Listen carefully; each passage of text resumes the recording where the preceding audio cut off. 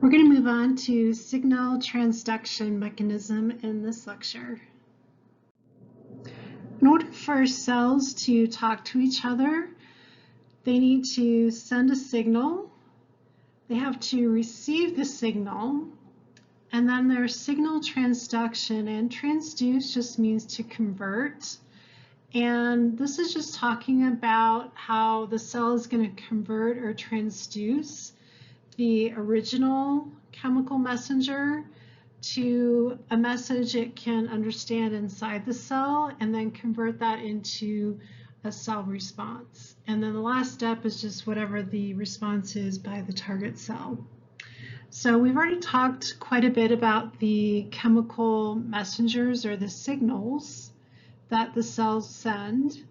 And then we're going to talk about the receptors in this lecture, and then we'll move on to the signal transduction and response by the target cell in the next lecture.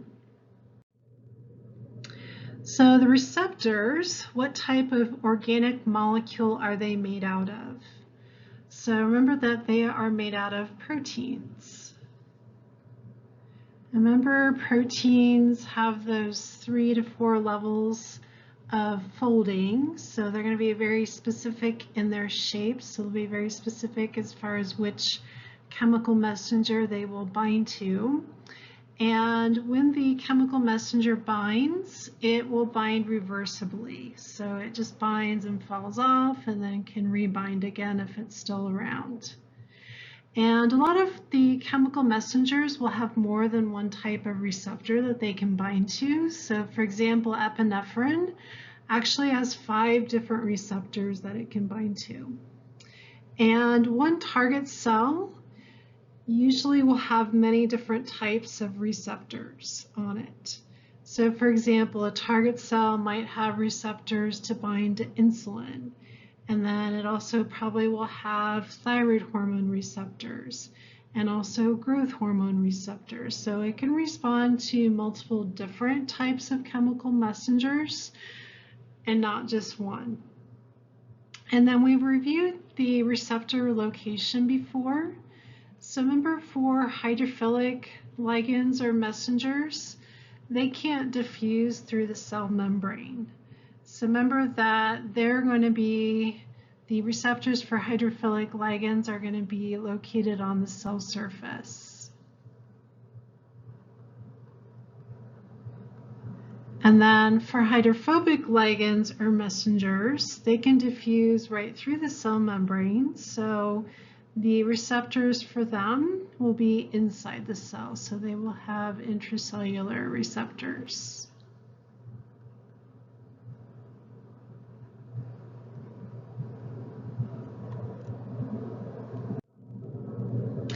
And receptors are very specific for which messenger they're going to bind to, because it's all based on the shape of the receptor and the messenger. So you can see that receptor A over here, because of its shape, it's only going to bind to messenger 1 and it won't bind to messenger 2.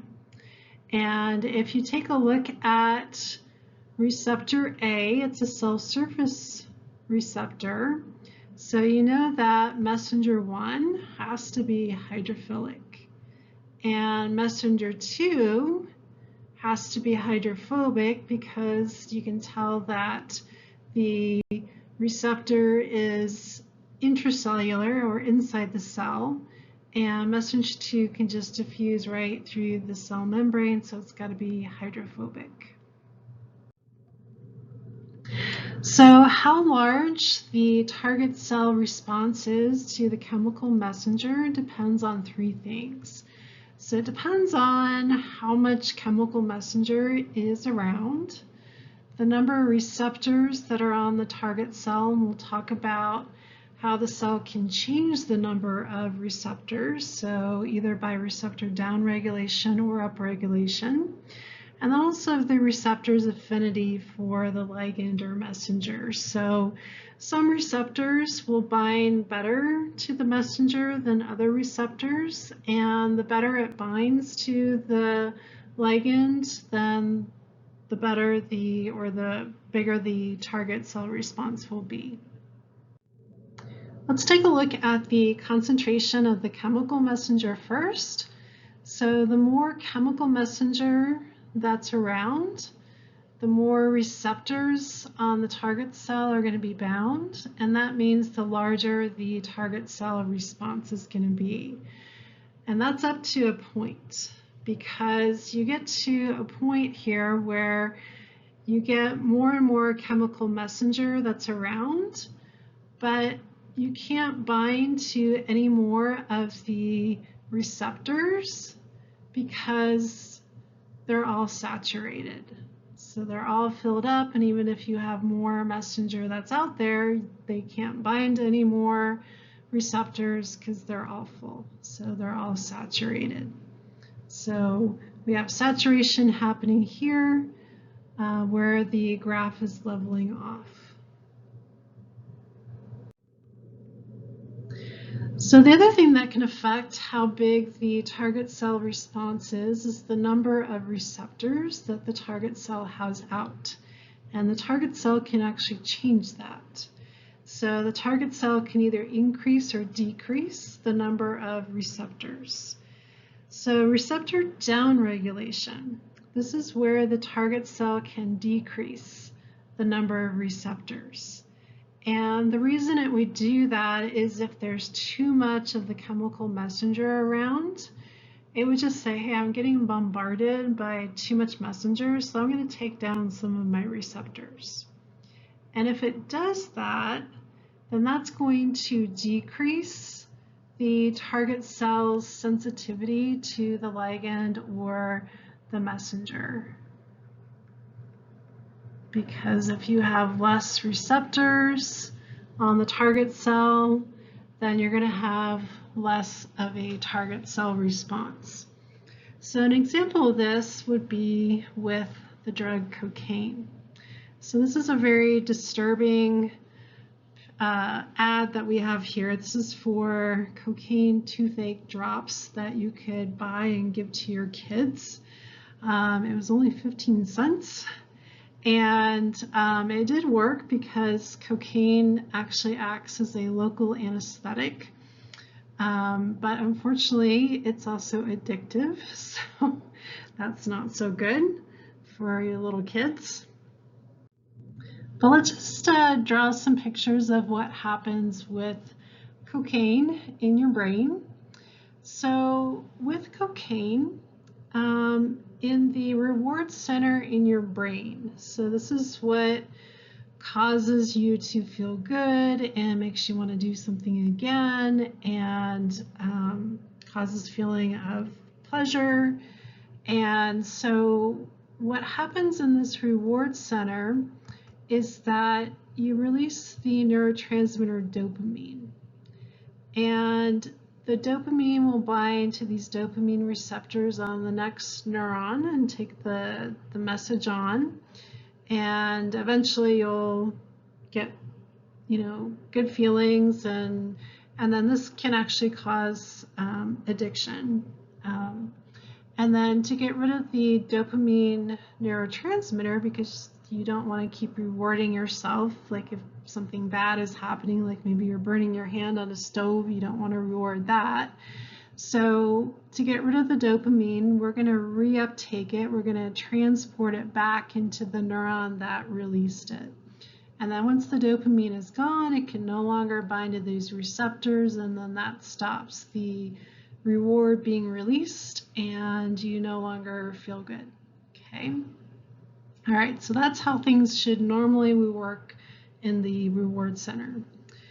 But what the drug cocaine does is that it will block the reuptake of dopamine. So it blocks that transport protein.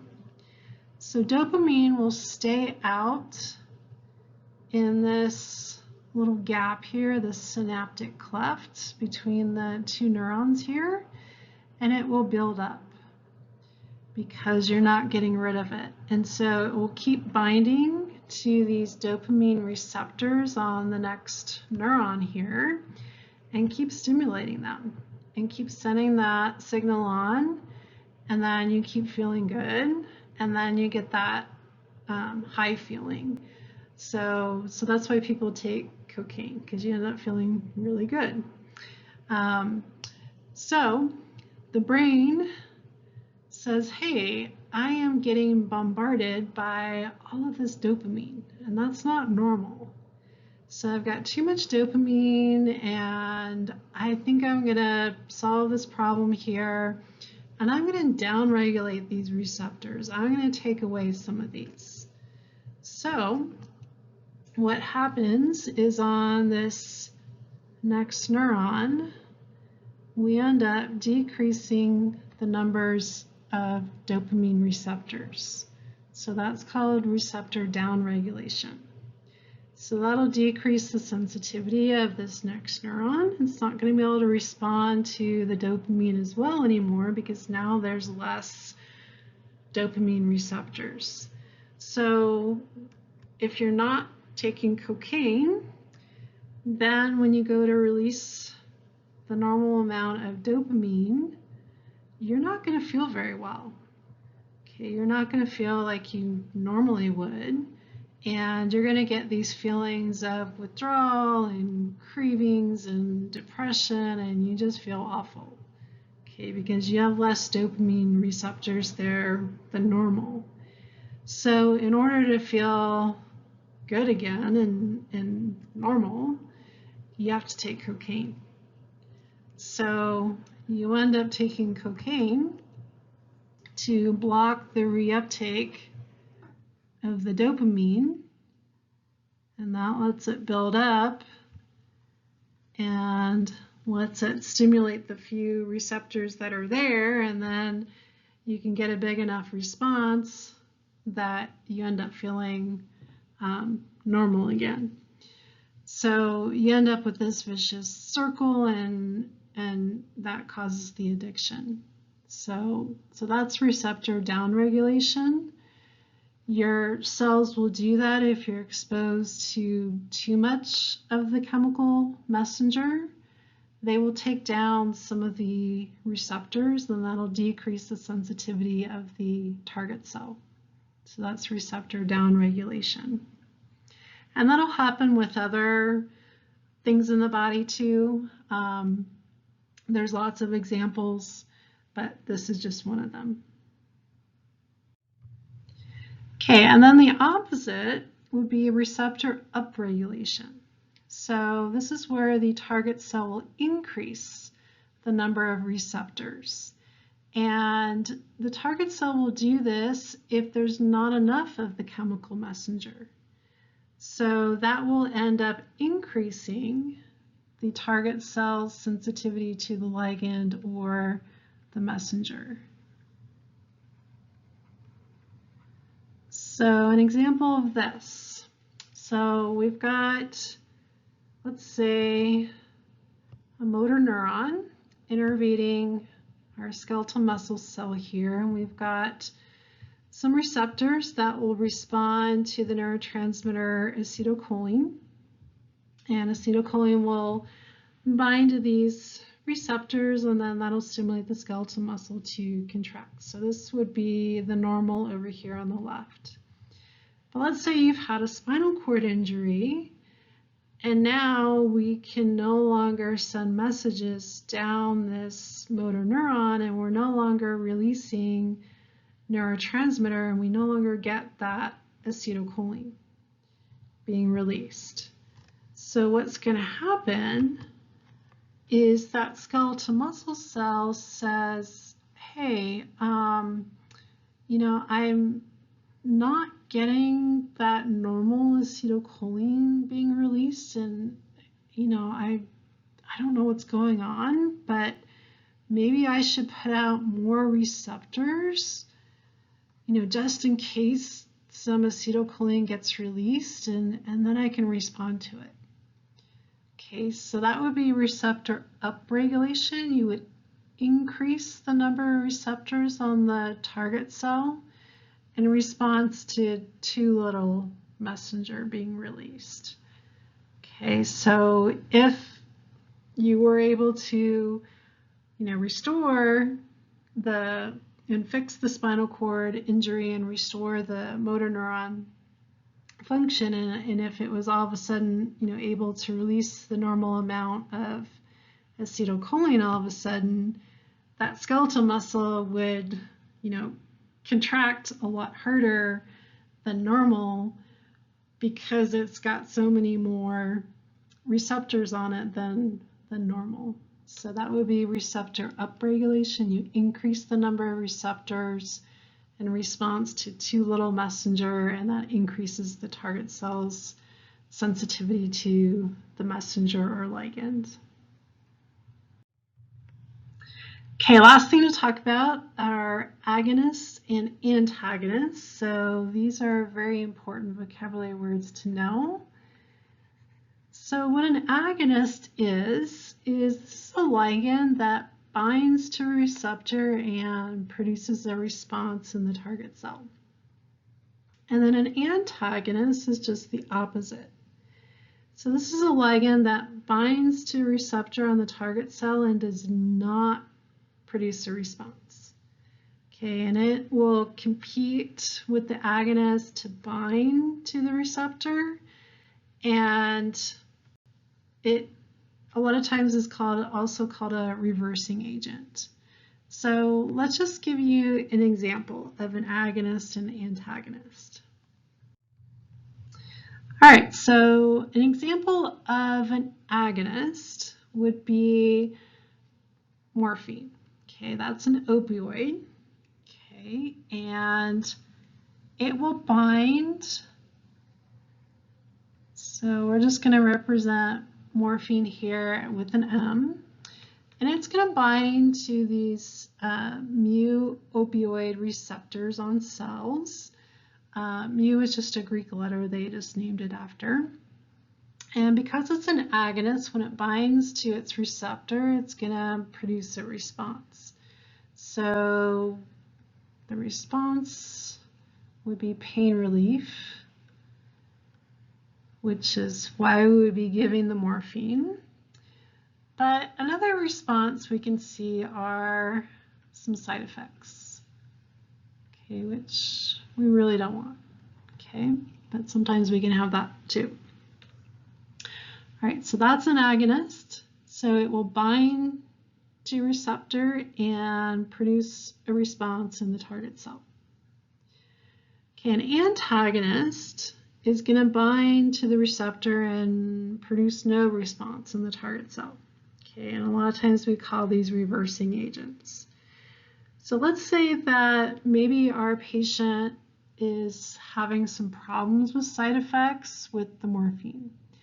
So maybe we ended up and maybe we gave a little bit too much morphine. And we're having problems with the side effect of it's depressing their respiration. So their breathing is really slowed down, they're not breathing very well, and so we need to reverse the morphine. Okay, so we want to give the antagonist a reversing agent for the morphine. Okay, and so the reversing agent or the antagonist to morphine is called naloxone, or one of the brand names is called Narcan. You might have heard of that. Okay, so we're going to give an injection of this naloxone or Narcan, and we're going to represent that with an N, and it will bind to the same receptor as the morphine, and we're going to